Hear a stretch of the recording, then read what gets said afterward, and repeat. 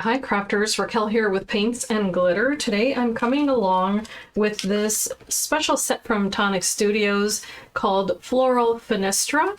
This contains 6 separate dies. It also has a collection of stamps, as you see here, with a lot of different sentiments, and some of them are punny, some of them are just a little bit more great for different occasions. It has congratulations, you're the pick of the bunch, sending hugs and hibiscuses, don't stop believing, with leafing there at the end. Then you're my best bud. There's also in remembrance, thanks a bunch, I pick you, you make my daisy, all my blooming love, sorry you're leafing, get better soon, live, laugh, plant. And lastly, poppy in time, anytime, sorry, poppy in anytime. So as you can tell, there's this beautiful rose here, and I'll be sharing that with you. And also the dies in particular here have this silhouette that you may be noticing right away. One of them has a lattice, and then the other one just an open window. Then there are 4 strips and squares, a square and a rectangle, precisely to coordinate with the sentiments in the set.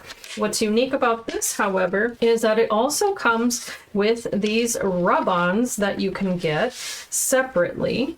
And here's one set. This one happens to be the Lilies, and these are really, really beautiful. The color in them is just stunning, as you can see there. And they're meant to coordinate not only with that die that you saw with the silhouette, but also with the sentiments. So you can cut out the sentiment after having stamped it and then place it right inside of this portion here. Or with the square one, of course, you can use these little guys here. And then you have some little extra ones there that you can also use, extra little leaves and flowers. Then there's this other collection, and I'll be showing you 2 out of 3. There is one that has poppies that was not sent to me, so I won't be able to show you a sample, but here's the one with the hibiscus, and this one is titled Tropical. And of course it's the same premise here, where you have the piece that will fit alongside that cutout from the die set, extra little flowers and leaves, and then also the little frames for your sentiments. Super gorgeous. And what I've done is I've already cut out the pieces. So let me show you. For the front of my card, I've gone ahead and cut down 2 panels using the die set out of 2 separate colors here. I want to overlap them, and then I'm going to use a 4 1/4 by 6 1/4 top folding card. I've gone ahead and applied the matting layers here on the front, the inside, and the back, just because I wanted the card to just all have that particular look. And then I have my matting layer here, but before I apply that, I'm going to select my image, and I'm going to cut this out of the background. So using a good pair of scissors here, I'm simply going to go around that image and cut this out, so that way I don't have to worry about accidentally rubbing on the wrong portion. So I have this one that I want to use, and then I'll be using for the inside maybe a little leaf, one of these little flowers here, create a little cluster, and one of these gorgeous hibiscus flowers.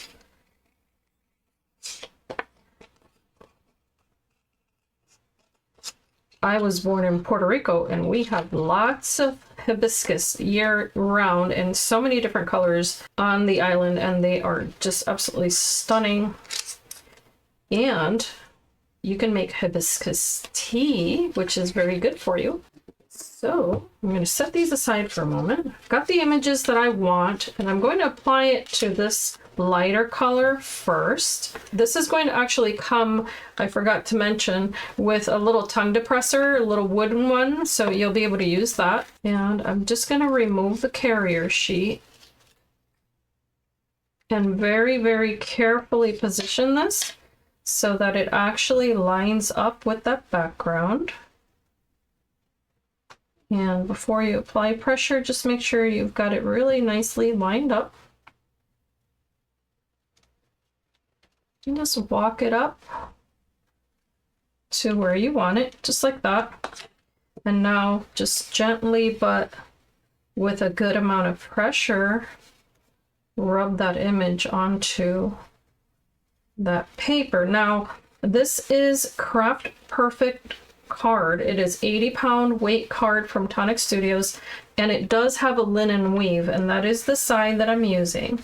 If you don't like that, you can alternately make sure that you use the die on the smooth side instead, and then that can be the front. But that's up to you. I love texture, so for me, the more the merrier. And I don't think it's going to ruin the image in any way. So I'm doing my best here.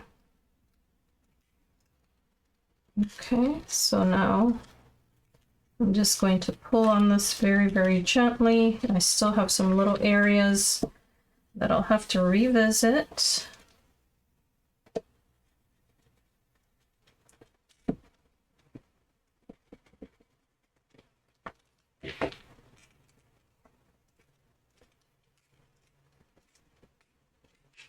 Okay, so that releases quite easily there. You can see that there's barely a little thread of that image still left on that. And now, once you have that on your paper, it looks so pretty. I think it's so nice and vibrant. Then you can go ahead and apply it onto the next layer. I want to cut mine down, however, because I have this edge on here and I don't have it on this side. Okay. So I'm removing 1/4 inch on that side. Okay, so I've cut this panel down to 5 1/2 inches tall by 3 1/2 inches wide, and that way it'll fit on front of that red panel a little bit better. I'm a little bit happier with that. I should say a lot happier. So I'm just going to now adhere this layer on top of the other one. Overlap those. I think it looks so pretty. I love the vibrancy of it. And if you're from the tropics, you know there's no such thing as too much color. Just vibrancy all the way. Okay, so now this is going to fit right on top of here. And I'm tempted to place a piece of white card behind that. Let me see how that's going to look if I do. Just to bring a bit more light. Now you could just as easily only adhere a panel behind that little window, but because I want this to have an even distribution of paper for the height of the card, then that's why I opted for a panel that just goes all the way to the end there, with the exception of that little border. And I like doing that so that way if there any adhesive seeps out, it won't reach the entire edge of that paper, in case you're wondering. I'm now going to take, before I do the inside, I'm going to take one of the stamped sentiments. It's the Sending Hugs and Hibiscuses. Hibiscuses. I'm going to stamp that out of white card, and I'm going to use VersaFine Tuxedo black ink. This just gives a really sharp finish to a stamped image. Okay. What I'm going to do with this is I'm actually going to die cut it using the little sentiment strip here. And this is still going to go on the inside of my card, however, and I'm just going to do a tiny little line, dot here, sorry, not a line. I'm going to put little dots there to give myself placement. And I'm going to place that one there. Try this ball tool and see if this is a little bit easier. Because this is a metal tip and metal will warm up I'm thinking that might be a better way to go about it. Let's find out. Oh yeah. Use a metal tool. It'll be much easier. Okay, so now, oh, this one already fell off, so I should have done this one first. But that's okay because it's gonna have paper on there. Actually, I could have omitted part of that. Think of that. And then the smaller flower, just above that. And that completes those rub-ons. And I now can use this as my little landing place for my sentiment. So I'm going to gauge it according to the little dots that I had placed there. Right about so. And that can now go on the inside of my card.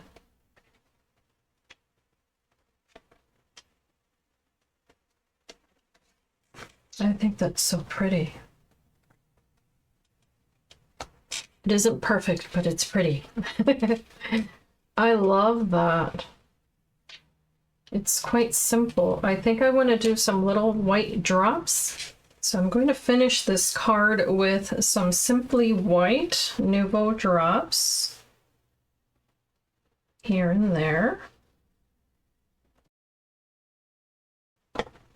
And also some red berry. I realize this is a different red than what I have, but I find no fault in that.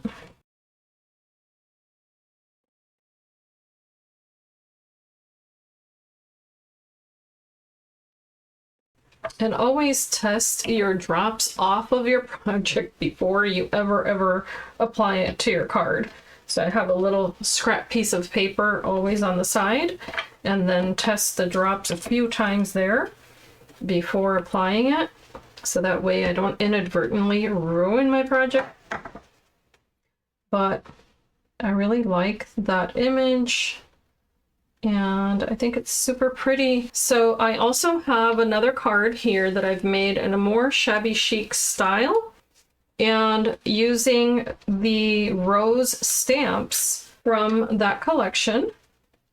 So that way you could see that if you want to do your own color wave, you most certainly can. So what I'll do is that I'll speed this up a little bit so that way you can see the tutorial for it, and then I'll narrate what steps I've taken. Okay, so for this card I wanted to focus on that gorgeous rose stamp. So what I've done here is cut out multiple pieces of paper using dies from Tonic Studios, and these are from the floral layering lace as well as the hexagonal layering lace sets. And what I'm going to do is a technique in which you take the same stamp and essentially multiply it by stamping it on all of the layers using the same image. So I just took one of those embossing buddies, I think they're called, and I like to do that on the base of my card to eliminate any possible static. And using the color London Fog Memento ink, I'm going to be stamping this on every single layer, and it'll make sense once I start to assemble this. But I really like the stamp platform from Tonic Studios for this because it's got really nice strong magnets, and I'm essentially layering the next piece of card right on top. And as you can tell, this does cut out some really pretty details out of the paper, but I'm using that to my advantage to add more visual texture, even though I'm stamping the same image over and over again. And what I will end up doing eventually is adding height, to that image using foam adhesive, but now using RV21, and this is a Copic marker. I'm going to be layering this as the first color on the roses. And I apologize that I didn't use Nuvo markers. I just completely forgot. I have no excuse. But this is the second layer. So what I'm doing is I'm coloring the same exact colors on the same exact images, and then the second layer of color is R83.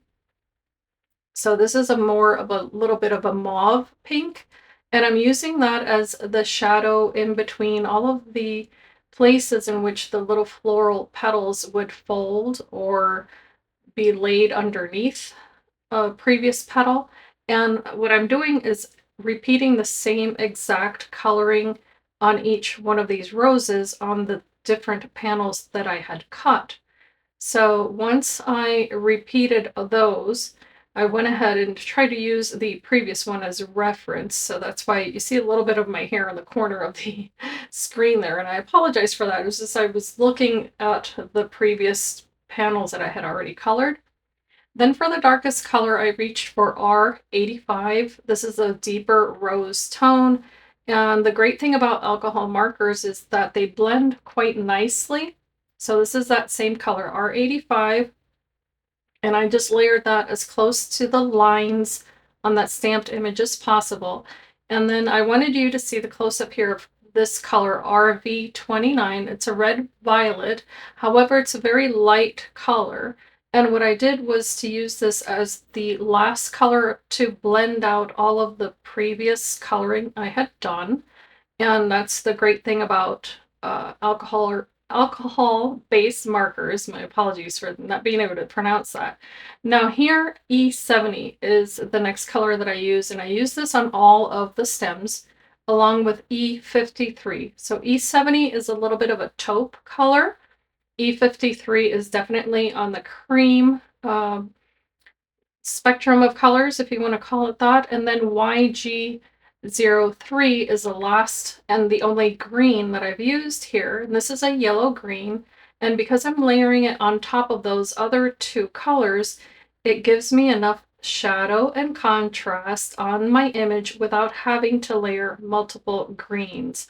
So again, this is just a little bit of color theory. I didn't want to get too deep into it, but I just repeated the same thing. So the first color that I laid down was E70.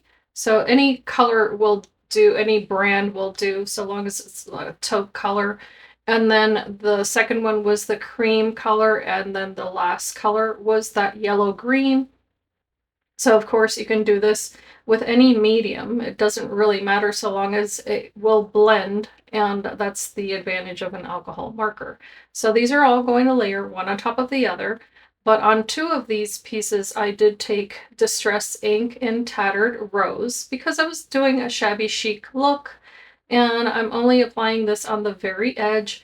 Those edges have stippling that is cut out using the dies, and then this particular one is the very uppermost image, and so to create contrast with the tiniest bit of shadow, that's why I decided on that color, Tattered Ink from Ranger. These are all going to layer together, and then the one with the most detail will just be left as a white edge, and that's all going to go on that folded base. But before completing this, because I love texture and depth of color, I am using the Pastel Highlights colored pencils from Tonic Studios. Now these do come as a watercolor pencil, but these are the regular pencils. Do not mix watercolor with alcohol inks. You will regret it. They don't play nicely together. So just the regular pencils is fine. And then you can use any color that you like, so long as you're highlighting or deepening the colors. They blend really beautifully together. And so as you can see there, I've taken one of the rose colors, one of the peachy tone, the only green that's really compatible with the color there. And then for added shine, I've taken one of the glitter gloss pens from Tonic Studios. This is a water-based pen. However, I'm all done with my coloring and my paper's completely dry, and it won't compete with the inks that I had used. Then using the scribbles and I forgot the rest. Scribbles and textures, sorry. I've cut out some little die cuts here just to give it a little more shabby look. That one wasn't a complete cut, but I was just using scrap bits of paper, and I went ahead and colored some of these hearts using the same alcohol markers I had previously used just to switch it up a little bit. And this is all going to be adhered on the front of that card, which, by the way, if you could tell, it was one of those hexagons that I just folded in half so that I could have a shaped card. So be sure to take a look at the dies you already own to see if there's a shape that you enjoy. You can always fold them in half and use them for card making. They don't have to be only for boxes, and that's why I purposely referred to this, just to always refer you back to the items that you may already own. So here I'm going to add the tallest or the frontmost panel, but as you can tell, I did adhere that one little piece of card that it looks like I don't know what it looks like, but a scrap piece of something. And then I'm going to layer the little hearts on the front, and those I also colored with that glimmer pen. Then lastly, to add a little bit of color and bring that to those beautiful scallops, I did take some Nuvo drops. That pink one happens to be Shimmering Rose, and I'll be coupling that with the color Apple Green because they match the colors of the actual rose stamped image. And then lastly, I'll be using a gold drop, and I don't recall the name of it, but I'll be using Gold Coast. So my apologies. I did use Gold Coast, and that's this very light gold that is a glitter drop. And that is just going to be the color palette here. I wanted to show you I even make mistakes and I try to correct them, but this is card making. We all have our little tips and tricks. So here, using Panera Rose, I'm going to stamp the sentiment. It says, "You're my best bud." I love that this came with the little dies to cut out the sentiments that you can use. And of course, I didn't use the rub-ons because they wouldn't have matched my card, but you can just as easily just add that to the inside or the front of any one of your cards.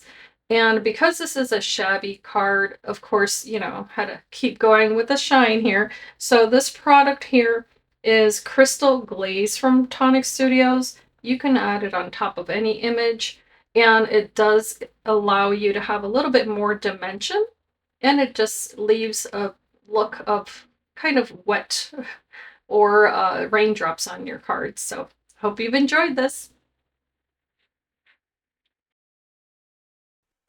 Okay, here is one more sample I wanted to bring you using this adorable set of rub-ons and this pretty collection. What I have done here is that I looked through my dies and used one of the slimline dies from Tonic Studios from long ago, and it does cut out really pretty shapes on the borders of the paper. So I went ahead and used that. I cut out my panel and then went ahead and used the die from this collection with that pretty lattice and just laid it right on top. So again, because it doesn't cut the edges, then you can couple it with so many different types of paper shapes, and I just wanted to do something really simple and easy here. I used the rub-on. I cut away some portions of it so that it wouldn't cut away from that image, and I simply moved them down. So you can definitely take the rub-ons and layer them, so don't forget that you can absolutely do that. So that's exactly what I did here. I just layered two little flowers from the collection on top of this larger one, and that way the greenery would look like it was all there to begin with. And then I topped it off with a little white Nuvo drops, and that beautiful coral color that you're seeing there in the background, which matches this quite nicely, is actually Bermuda pink embellishment mousse. So don't forget that you can always use those to color your papers, and it's just a white foundation. And I can go ahead and either use more of those little rub-ons on the inside as I had done on this card here, or stamp any number of the sentiments. I just think it's so very, very cute. Of course, I invite you to keep watching my future tutorials. Don't forget, if you're new here, that I invite you also to subscribe, leave a thumbs up if you like this type of video, because it does help this channel grow. And yeah, let me know what you think. I hope that you can be inspired and be blessed. Thank you so much for watching.